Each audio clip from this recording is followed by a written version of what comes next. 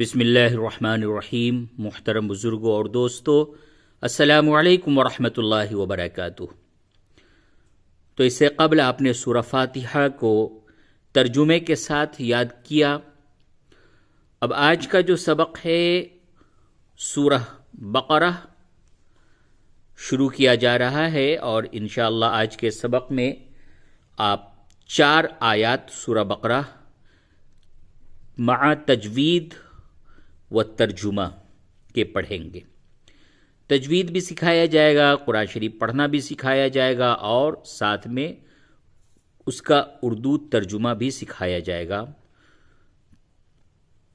یہ الف لام میم یہ قرآن شریف کا پہلا پارہ ہے، اور سورہ بقرہ یہ قرآن شریف کی دوسری سورت ہے۔ پہلی سورت سورہ فاتحہ جو آپ نے پڑھ لیا ہے، اب یہ سورہ بقرہ ہے۔ تو سب سے پہلے ہم تعوذ یعنی کہ اعوذ باللہ من الشیطان الرجیم پڑھتے ہیں۔ تعوذ کہتے ہیں اسے، اعوذ باللہ من الشیطان الرجیم۔ اس کا ترجمہ ہوگا میں اللہ کی پناہ لیتا ہوں شیطان مردود سے۔ اس کے بعد چونکہ بسم اللہ تو یہاں پہ لکھا ہوا ہے، ہر سورت کے شروع میں سوائے سورۃ توبہ کے بسم اللہ لکھا ہوا رہتا ہے، تو بسم اللہ کا ترجمہ آپ نے سورہ فاتحہ میں پڑھ لیا ہے، تو پھر اس جگہ پہ دوبارہ سے اس کو ریپیٹ کرنا مناسب نہیں ہے۔ ہاں، جن لوگوں نے آج پہلی مرتبہ سبق پڑھا ہے تو سورہ فاتحہ میں بسم اللہ الرحمن الرحیم کا ترجمہ بہت ہی تفصیل کے ساتھ بتایا گیا ہے، ایک ایک حرف اور لفظ کو الگ الگ کر کے بتایا گیا ہے۔ وہاں پہ جا کر کے آپ بسم اللہ الرحمن الرحیم کا ترجمہ دیکھ لیں۔ تو چلیے، سب سے پہلے یہ جو حرف ہے 3 الف اور لام اور میم، یہ جو 3 حروف آپ دیکھ رہے ہیں اسے حروف مقطعات کہتے ہیں، اور حروف مقطعات میں 2 چیزیں ہوتی ہیں۔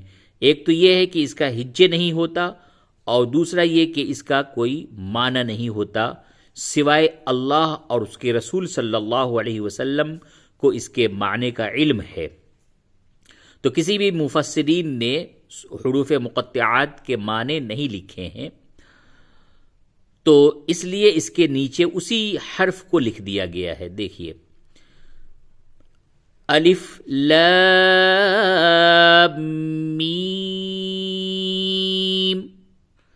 چونکہ اس پہ مد لازم ہے اس لیے اس کو کھینچ کر کے پڑھیں گے۔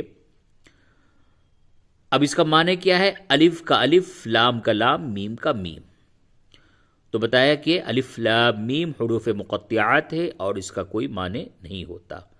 معنی ہوتا ہے تو صرف اللہ اور اس کے رسول صلی اللہ علیہ وسلم کے علم میں ہے وہ۔ چلیے آگے، پہلے تجوید کے ساتھ پڑھیں۔ ذَلِكَ الْكِتَابُ لَا رَيْبَ فِيهِ، اس جگہ پہ وقف کیجئے۔ دیکھیے، یہ جو 3 نقطہ یکے بعد دیگرے قرآن شریف میں جہاں پہ بھی آتا ہے، تو اس میں سے کسی ایک پہ وقف کرنا ہوتا ہے۔ اگر آپ نے پہلے پہ وقف کیا ہے تو دوسرے پہ آپ کو وصل کرنا ہوگا، یعنی کہ ملا کے پڑھنا ہوگا، اور اگر اس جگہ پہ دوسرے پہ وقف کرنا ہے تو پہلے پہ وصل کرنا ہوگا، یعنی کہ ملا کر کے پڑھنا ہوگا۔ دونوں جگہوں پہ آپ وقف نہیں کر سکتے، تو عام طور سے فیہ پہ ہی وقف کیا جاتا ہے۔ تو اس کو یوں پڑھیں گے، الف لام میم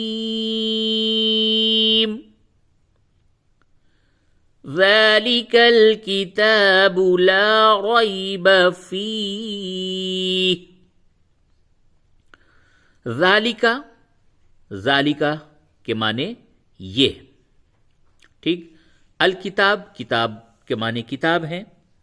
لا ریب، نہیں شک، فیہ، اس میں، فیہ کے معنی اس میں۔ اب اس کو ذالک الکتاب لا ریب فیہ الگ الگ آپ نے معنی پڑھا. ذالک کے معنی یہ کتاب، کتاب لا ریب نہیں شک، فیہ اس میں. اب اس کو ملا کر کے یوں پڑھیں گے اس کے معنی کو، یہ کتاب ہے اس میں کوئی شک نہیں.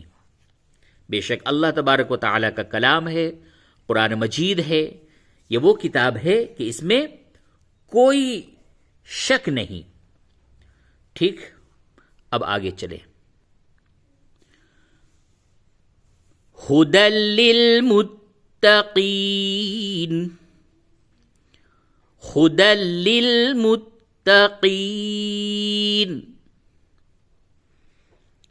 ہدن کے معنی ہدایت، للمتقین پرہیزگاروں کے لیے.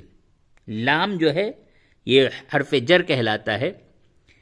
للمتقین پرہیزگاروں کے لیے، پورا ملا کر کے یوں ہوگا پرہیزگاروں کے لیے ہدایت ہے.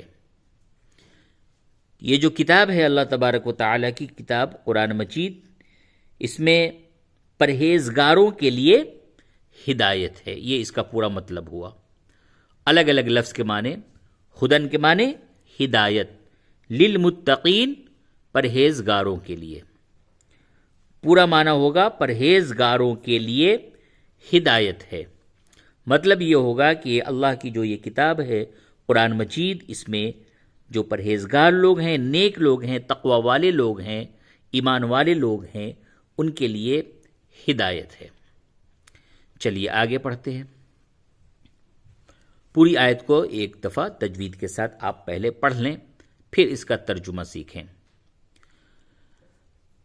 الذین یؤمنون بالغیب ویقیمون الصلاة ومما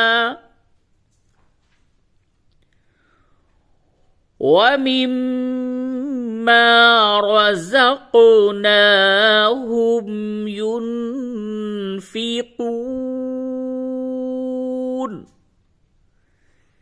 میم کے اوپر تشدید ہے تو اب اس میم کو میم مشدد کہیں گے. جس حرف پہ تشدید ہو وہ حرف مشدد کہلاتا ہے. تو یہ میم پہ تشدید ہے تو میم مشدد. اور ایک تجوید کا قاعدہ یاد رکھیں کہ قرآن مجید میں جہاں بھی میم اور نون مشدد ہو تو اس جگہ پہ غنہ ہوتا ہے، غنہ کے ساتھ پڑھتے ہیں. تو اس کو آپ نے یوں پڑھا وَمِمَّا،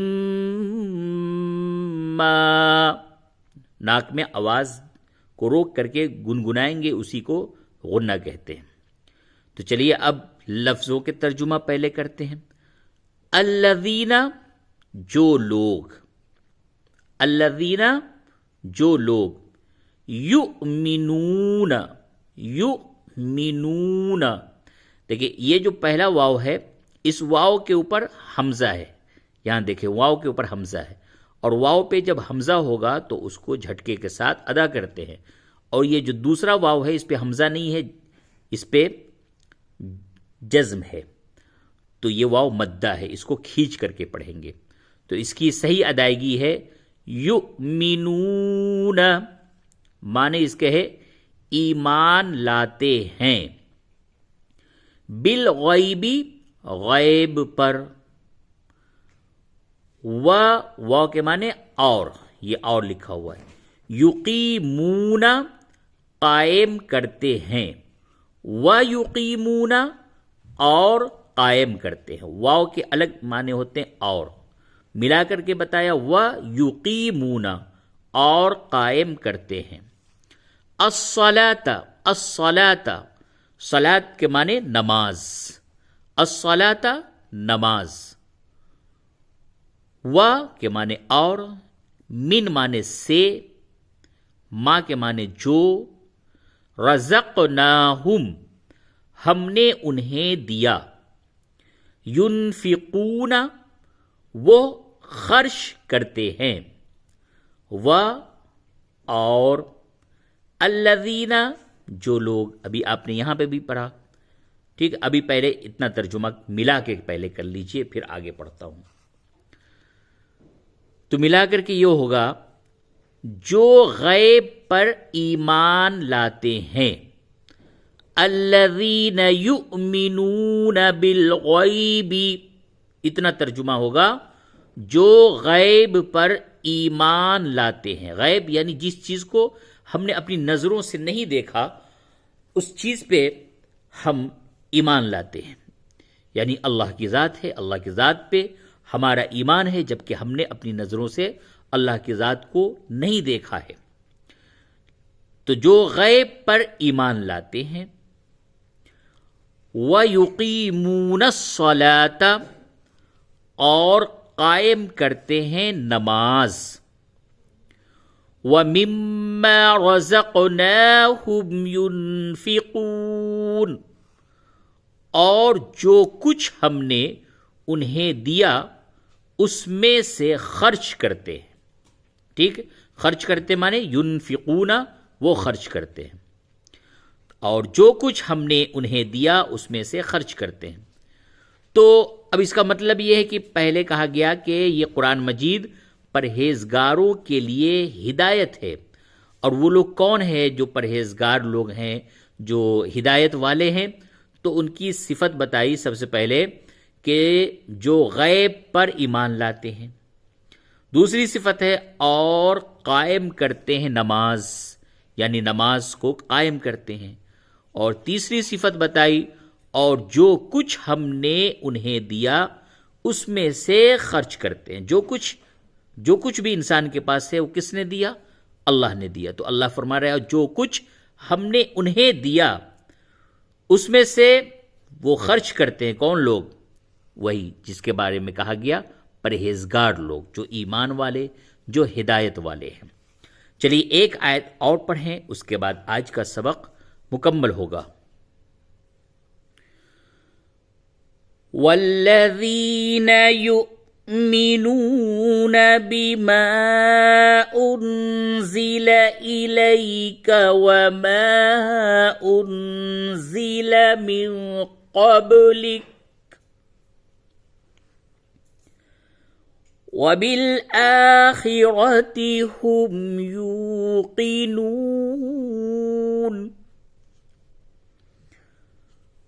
اب لفظ بلفظ ترجمہ کے ساتھ پڑھیں. والذین، واو کے معنی اور، الذین جو لوگ، اور جو لوگ، یؤمنون ایمان رکھتے ہیں. یؤمنون کے معنی ایمان رکھتے ہیں. بما اس پر جو، انزل نازل کیا گیا. انزل صحیح تلفظ کیا ہے؟ انزل اخفا کے ساتھ، نازل کیا گیا. الیک آپ کی طرف، یہاں پہ حضرت صلی اللہ علیہ وسلم مراد ہے، آپ صلی اللہ علیہ وسلم کی طرف. الیک، وما اور جو، واو کے معنی اور، ما کے معنی جو، وما اور جو، انزل نازل کیا گیا، من کے معنی سے، قبلی کا آپ سے پہلے، قبلی کا معنی آپ سے پہلے. ٹھیک ہے، اب اس کو بعد میں کرتے ہیں، پہلے اتنا ترجمہ ملا کے کر لیں. والذین یؤمنون، اور جو لوگ اس پر ایمان رکھتے ہیں، بما انزل الیک جو آپ پر نازل کیا گیا. آپ پر کیا نازل کیا گیا؟ جی قرآن مجید. ٹھیک، آپ صلی اللہ علیہ وسلم پر قرآن مجید نازل کیا گیا. وما انزل من قبلک اور جو آپ سے پہلے نازل کیا گیا. آپ سے پہلے کیا نازل کیا گیا؟ توریت، زبور، انجیل، یہ تین مشہور و معروف کتاب ہے. اور اس کے علاوہ بہت سے صحیفے ہیں، تو اس پہ ایمان رکھتے ہیں۔ جو لوگ اس پر ایمان رکھتے ہیں جو آپ پر نازل کیا گیا اور جو آپ سے پہلے نازل کیا گیا، مطلب کیا ہے؟ اللہ کی کتابوں پر ایمان رکھتے ہیں، تو یہ ان کی صفت ہو گئی۔ وَبِالْآخِرَةِ هُمْ يُوقِنُونَ، واو کے معنی اور، بالآخرتی آخرت پر، ہم وہ، یوقنون یقین رکھتے ہیں۔ پورا ترجمہ کیا ہو گیا؟ اور وہ آخرت پر یقین رکھتے ہیں۔ کون لوگ؟ جن کے بارے میں کہا گیا جو ہدایت والے ہیں، جو متقی ہیں، جو پرہیزگار ہیں، تو ان کی صفت بتائی گئی، اور وہ آخرت پر یقین رکھتے ہیں۔